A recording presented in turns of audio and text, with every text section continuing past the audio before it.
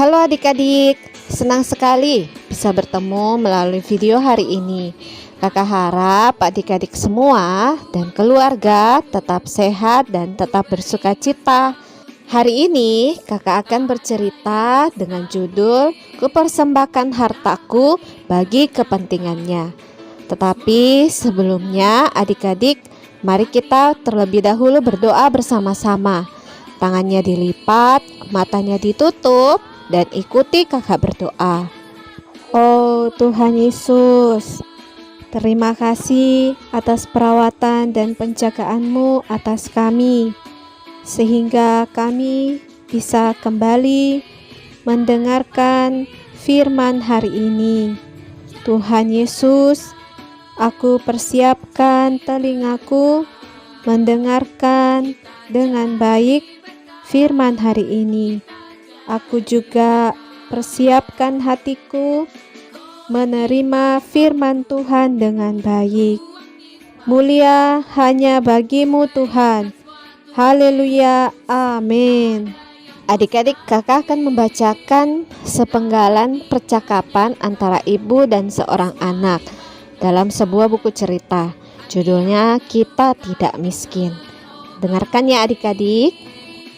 Mah, anak-anak di taman bilang kita miskin. Sebenarnya miskin itu apa sih? Tidak, kita tidak miskin, Aiko. Lalu miskin itu apa, Ma? Miskin itu berarti kita tidak mempunyai apapun untuk diberikan kepada orang lain. Lalu, Ma, apakah kita mempunyai sesuatu untuk diberikan kepada orang lain, Ma?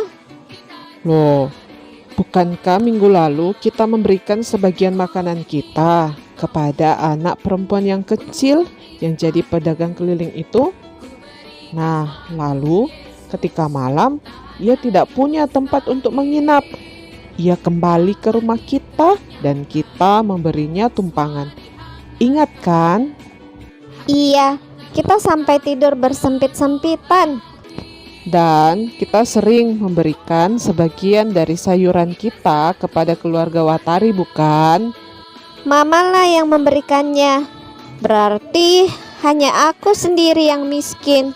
Aku tidak punya apa-apa untuk diberikan kepada orang lain. Kamu punya sesuatu untuk diberikan kepada orang lain. Cobalah pikirkan dan kamu akan menemukannya. Mah, aku punya sesuatu untuk aku berikan. Aku bisa memberikan cerita-cerita kepada teman-temanku. Aku bisa memberikan cerita-cerita dongeng yang aku dengar dan aku baca. Aku juga bisa memberikan cerita-cerita Alkitab yang aku dengar setiap hari Minggu. Ide yang sangat bagus. Setiap orang senang mendengar cerita. Saya akan memberikan cerita saya sekarang ini juga. Nah, adik-adik, melalui cerita yang tadi kakak bacakan, nah kita harus belajar, bukan bertanya apa yang aku belum punyai, tetapi bertanyalah apa yang aku punya yang bisa aku bagikan ke orang lain. Kekayaan yang sejati bukan ditemukan oleh seberapa aku punya, tetapi oleh seberapa aku memberi. Nah, kakak akan cerita lagi nih. Judulnya 10 sen 10.000 jiwa. 10 sen itu jumlahnya kurang lebih sama dengan 1.000 rupiah.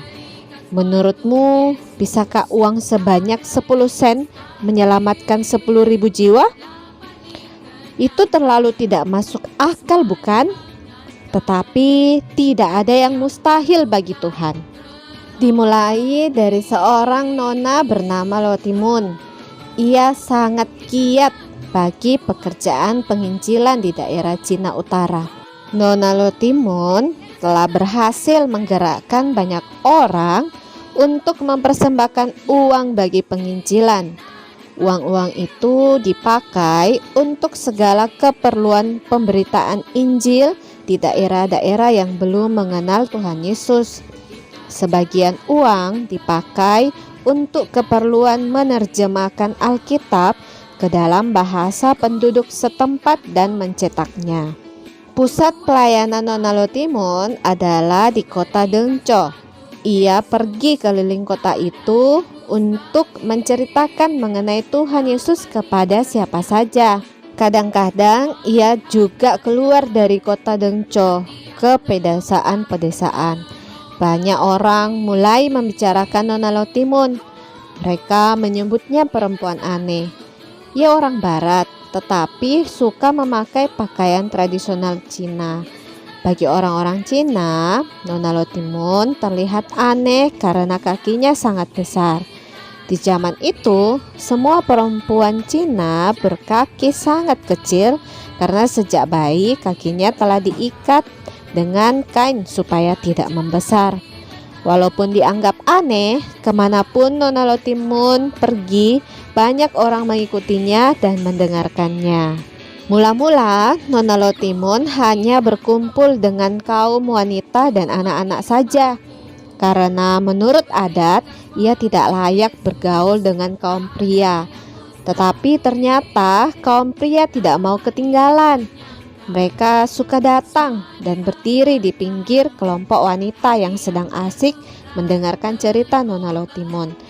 Kelompok yang mengelilingi Nona Lotimun makin lama makin besar, sampai memenuhi halaman rumah penginapan.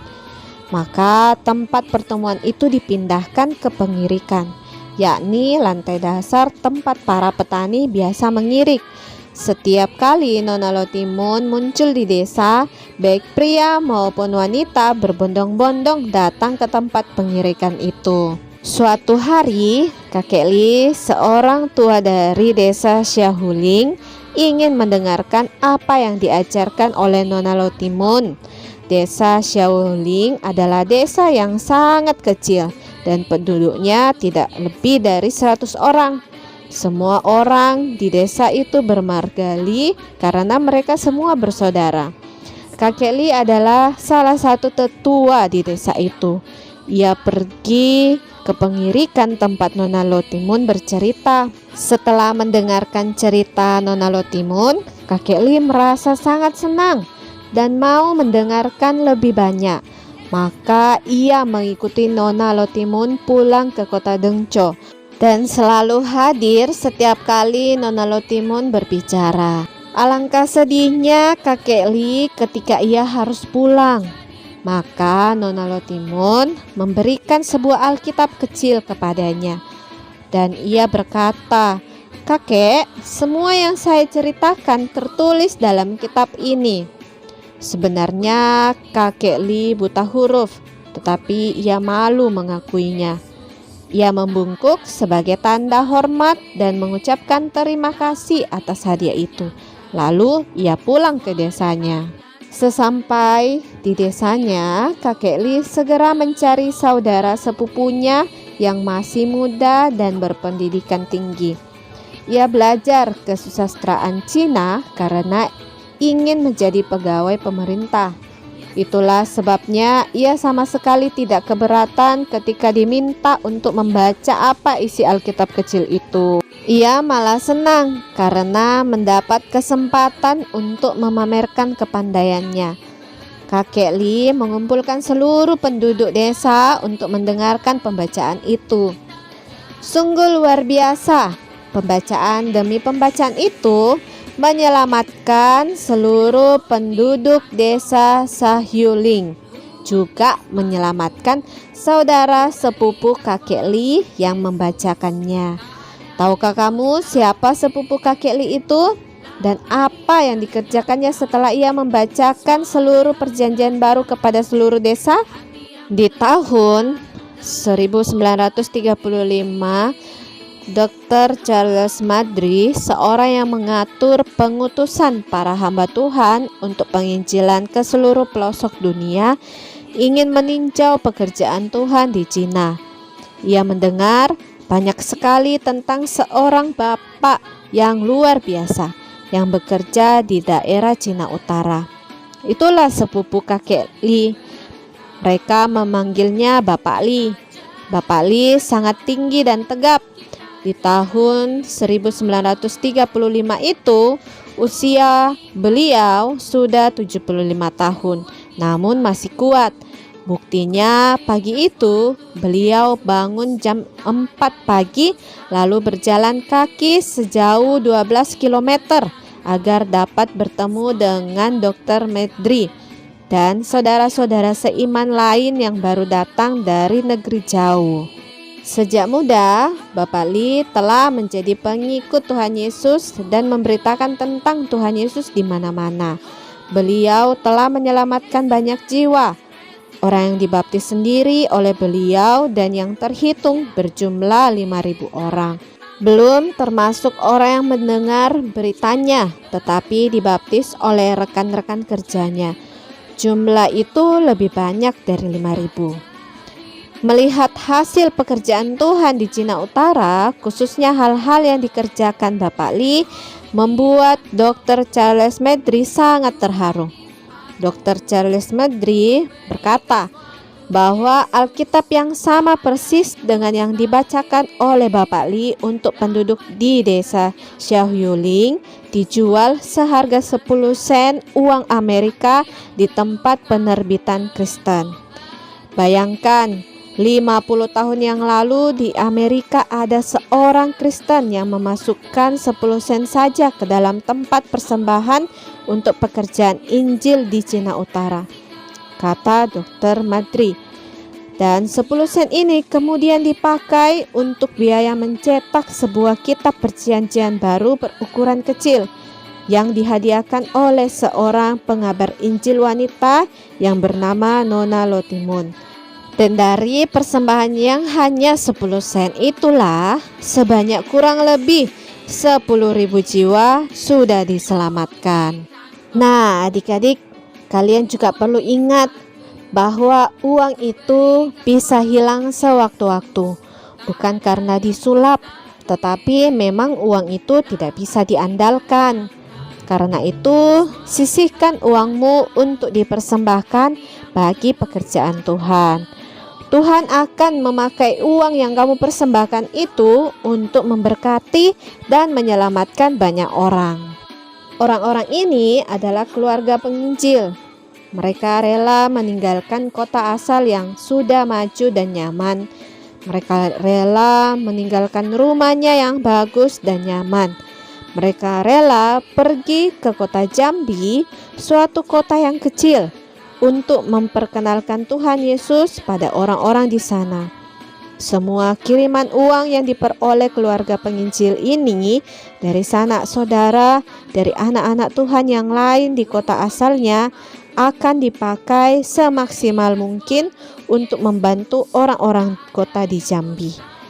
Melalui pekerjaan mereka dan pengorbanan mereka, dan juga melalui semua pemberian itu, maka sekarang sudah ada sekelompok orang mulai mengenal Tuhan Yesus dan mencintai Tuhan Yesus di kota Jambi.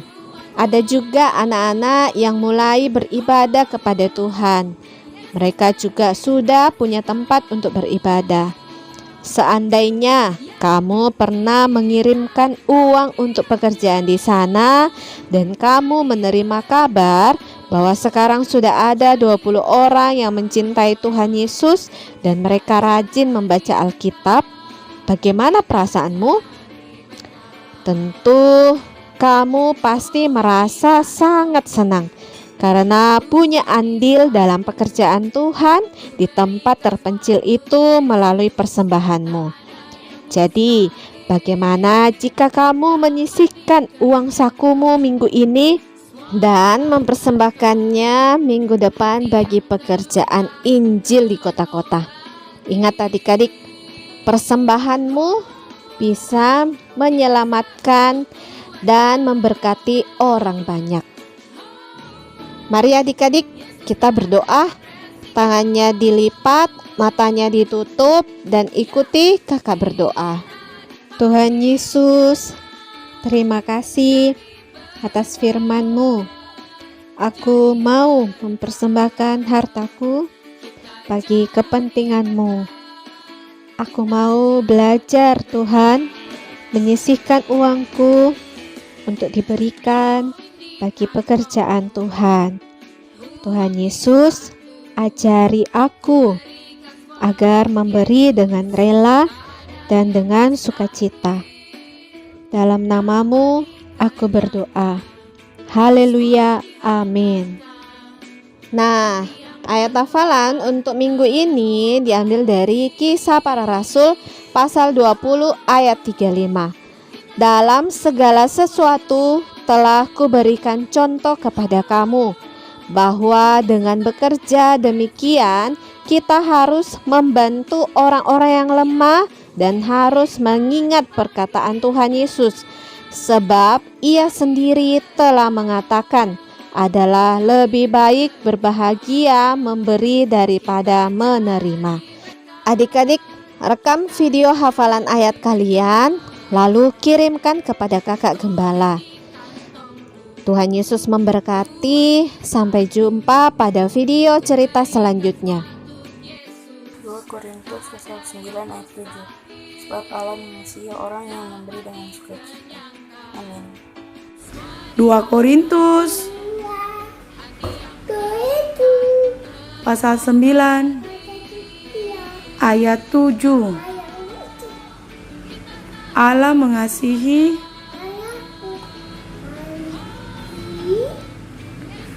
orang yang memberi dengan sukacita.